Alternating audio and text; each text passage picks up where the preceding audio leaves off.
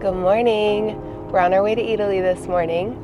It's a crispy 50 degrees, very rare for us in Los Angeles. Anyways, come get a coffee with us and grab some Italian delicious food.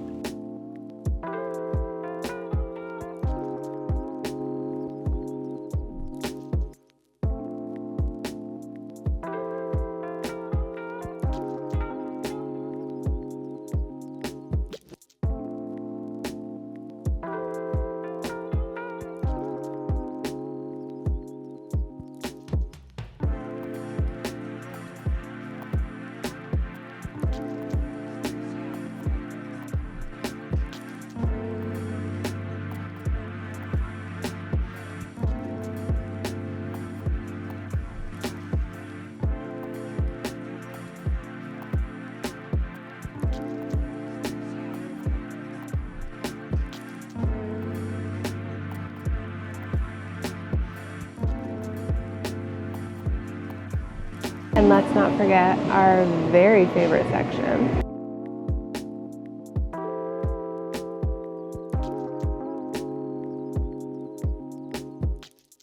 Just me, or do you also hear the angels singing?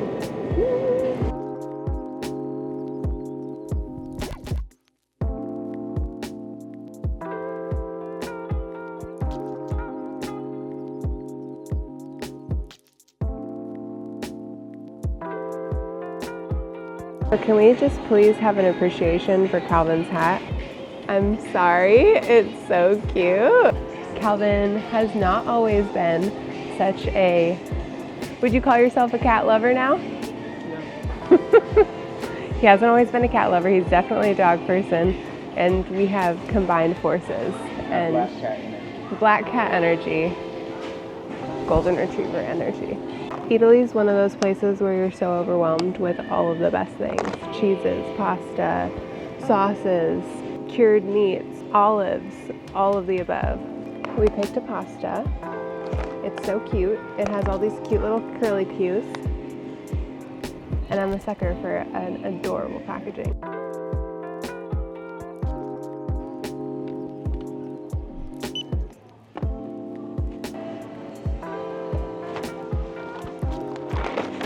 Eataly success.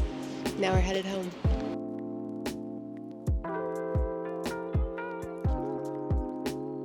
Headed to the hair salon this morning. I'm getting a trim and a color. My mom's actually a hairstylist, and the first time I got my hair colored by anyone else other than my mom was about a year and a half, 2 years ago, and I've been going to this place ever since. It's called Hair Parlor on 8th, and Caitlin does my hair. She's wonderful. And another beautiful thing about choosing this salon is that there is one of my favorite bakeries just a few blocks away. And if you know anything about me, I'm going to schedule all of my errands around a local bakery. So this morning I'm going a little bit early to my appointment and going to grab some coffee and a little something sweet before the appointment. I'm going to Republique, and it is so good, so good. I just love the sheer amount of options they have. It's a love-hate, right? Because if you go to a bakery and there's just such an excess, it's so hard to make a decision. Anyway, so it should be quite a fun morning. Let's head off to Republique.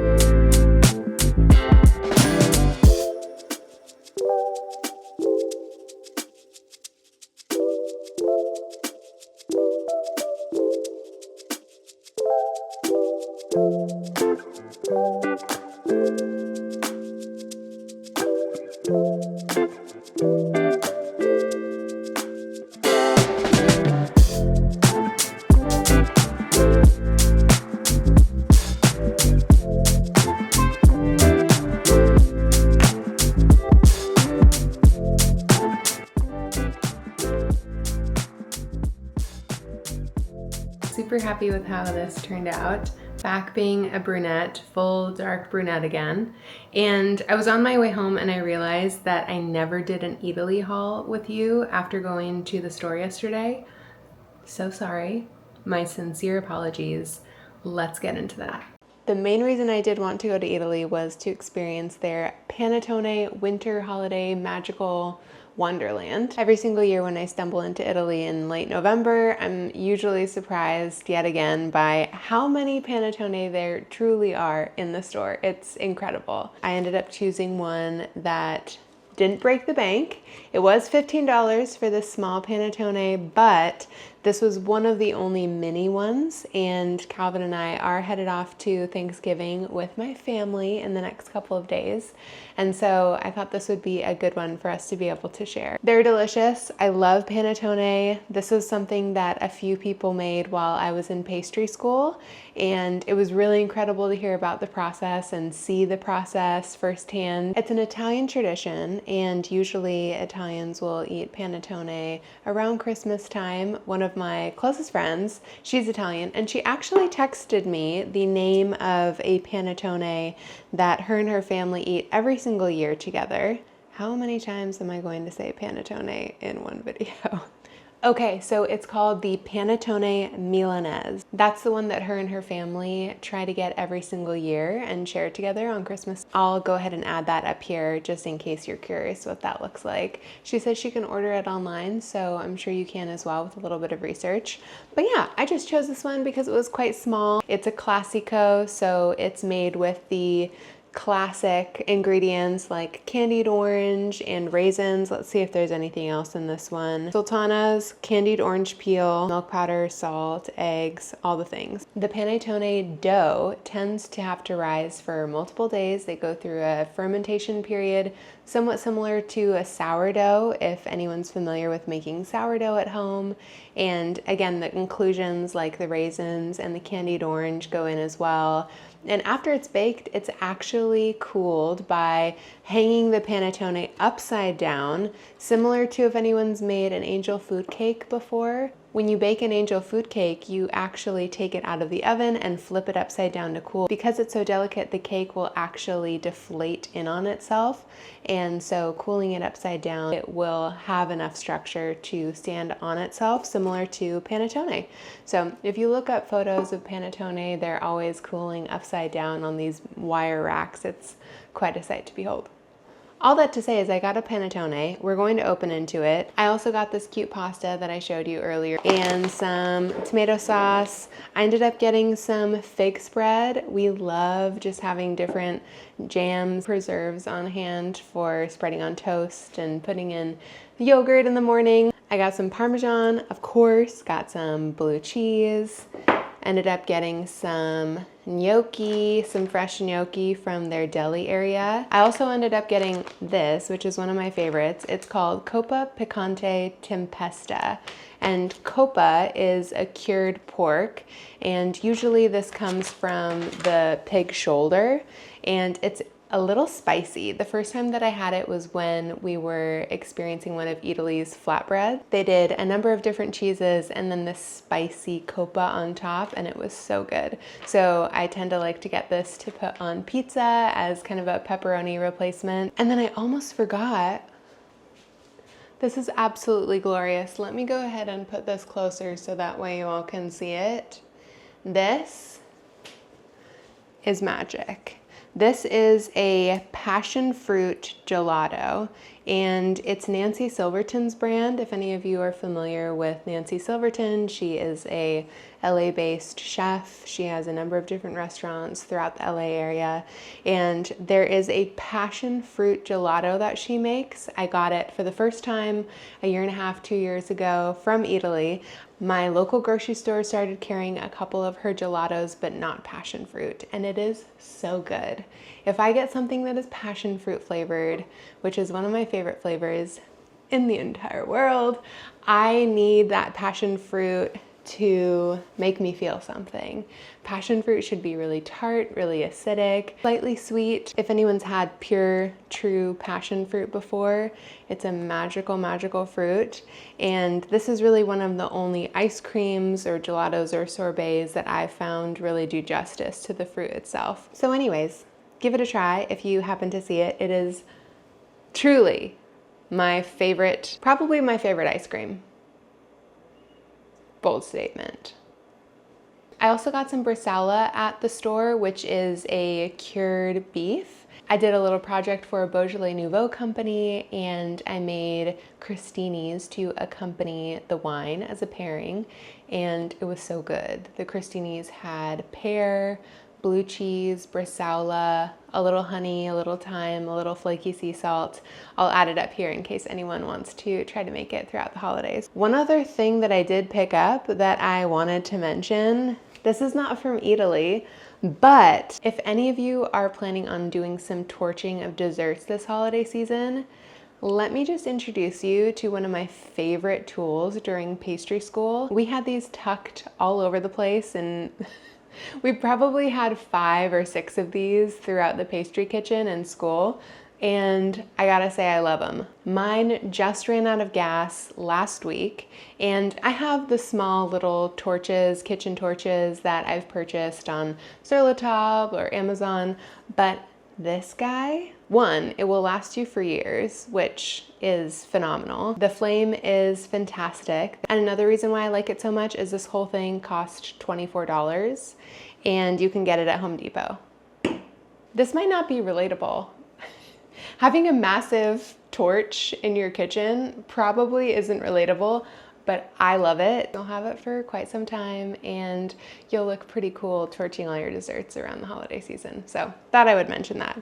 Anyways, I'm gonna put my ice cream away, and then let's get into the panettone. So in case anyone is wondering, this brand is called Olivieri. Let's open it up. Wow. I was expecting that to be a little bigger. It's like when you're getting a bag of crinkled kettle chips and the bag is only halfway full, and when you open it, you get it. I'm using a serrated knife, and with your panettone, I would definitely encourage you using one. As I mentioned earlier, the panettone dough is quite delicate, and so this will ensure that it's a nice clean cut. It's so fragrant. You can definitely smell the raisins, the candied oranges, even before I bring it up to my nose. Yeah, now that I'm seeing the size of it, $15 is quite spendy for the size of this panettone, but we have committed. Let's go ahead and give it a taste. Calvin's going to be so sad I tried this without him. He'll live.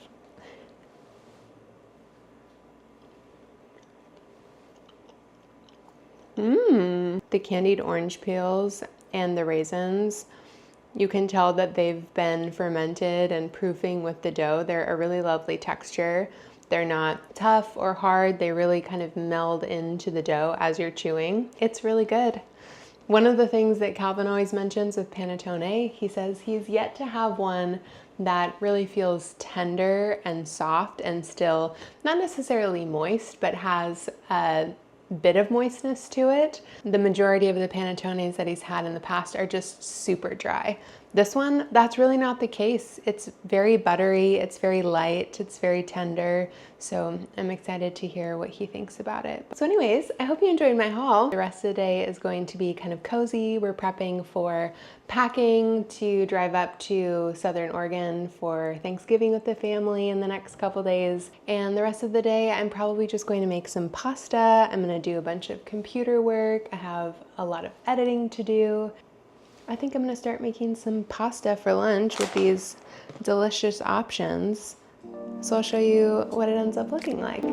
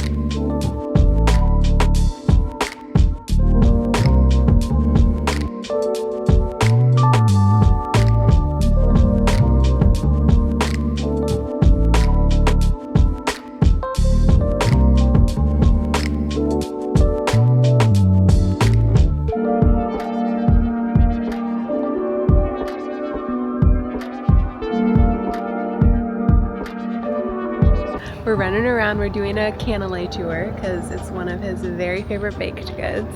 So we stopped at Proof Bakery and we went to Cafe Nido, and now where are we off to? Republique. Republique, here we go!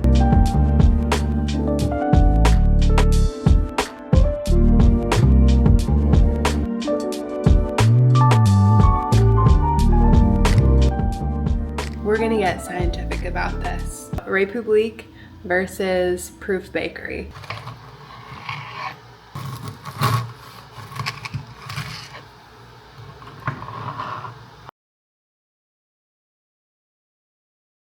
So for those of you who aren't very familiar with the way that cannelés are made, traditionally the cannelé molds are brushed with a beeswax and butter mixture, and that allows for this kind of harder, crispier crust on the outside. And the batter, once it's mixed, it has to rest for 24 or 48 hours for quite some time before baking. So interesting how different these are. This one is from Proof and it is a little bit shorter. It's less pillowy soft than the Republique. So the Republique one is particularly soft and a lot more kind of spongy, delicate, whereas this Cannelé has a little bit more structure to it, it feels like.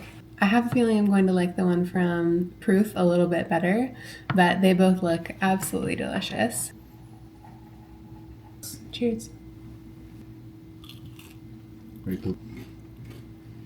Crunchy. The Proof one really has a lovely little crispy crust. Some people bake the cannelés in a copper mold versus a metal mold, so that could also make a huge difference. So Calvin definitely prefers the exterior of Proof, a little bit more of a texture kind of crunch, and then the interior of Republique and the taste of Republique. They both won. Personally, I like Proof the best. That was fun.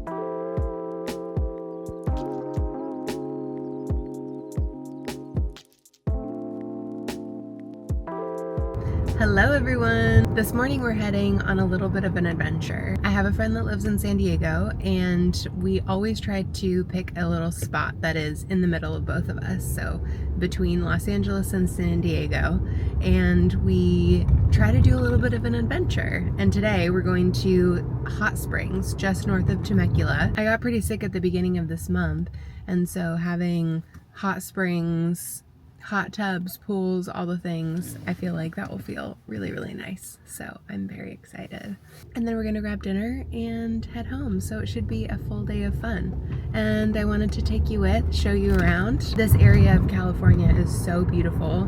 We've done a couple resort passes over in the Temecula area as well. And that is such a hack. If anyone wants to go and just have a nice pool or resort day, you can buy resort passes spanning from 20 to 50 to even higher priced day passes, and just enjoy the pool, enjoy the space, and then leave. You don't have to stay overnight. But it is such a beautiful place to take a little trip. It's only an hour away from me in the heart of Los Angeles, so very, very easy day trip if I say so myself. So anyways, I'm gonna get to driving and I'll show you around once I get there.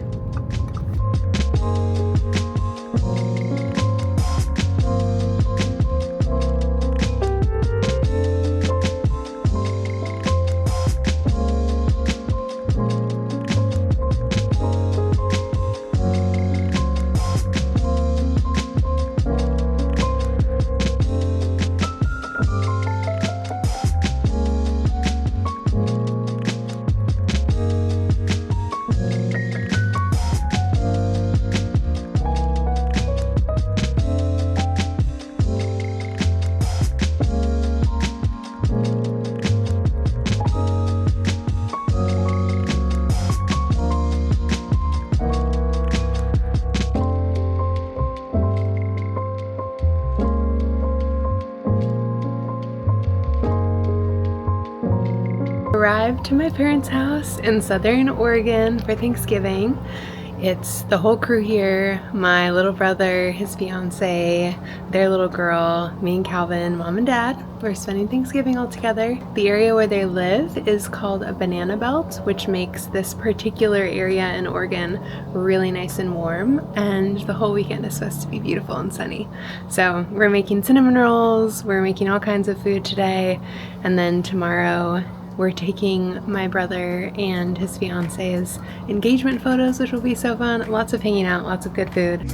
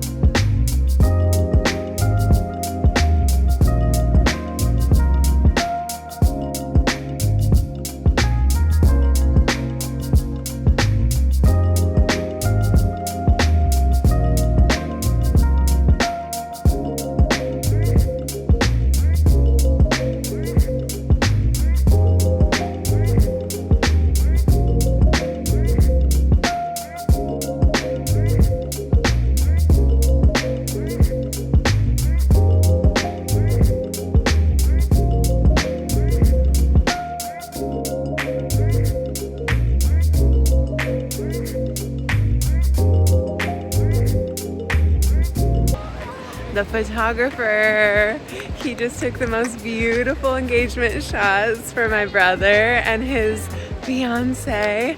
Oh.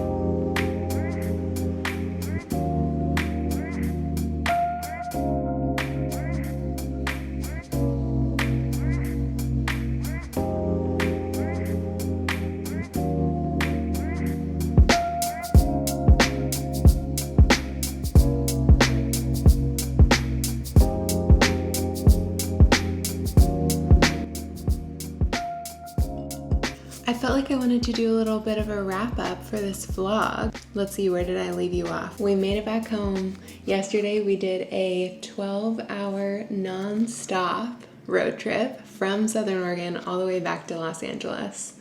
Whew, that was a bit of a haul. Longest road trip I think I've ever been on in one day, but we made it home safe and sound. Throughout the last couple years, Thanksgiving has definitely become one of my favorite holidays.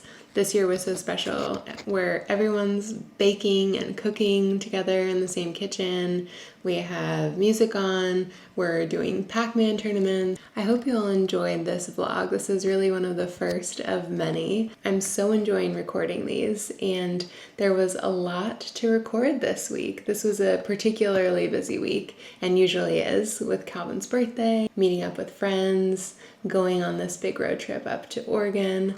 I just felt inspired to pick up the camera and capture some of it, and that will be the case for December as well. I'm heading to London in a couple days here. I'm teaching a number of classes, doing a bunch of work beforehand, and so lots of organizing, lots of prep. Although I love the sun, it doesn't feel right in December.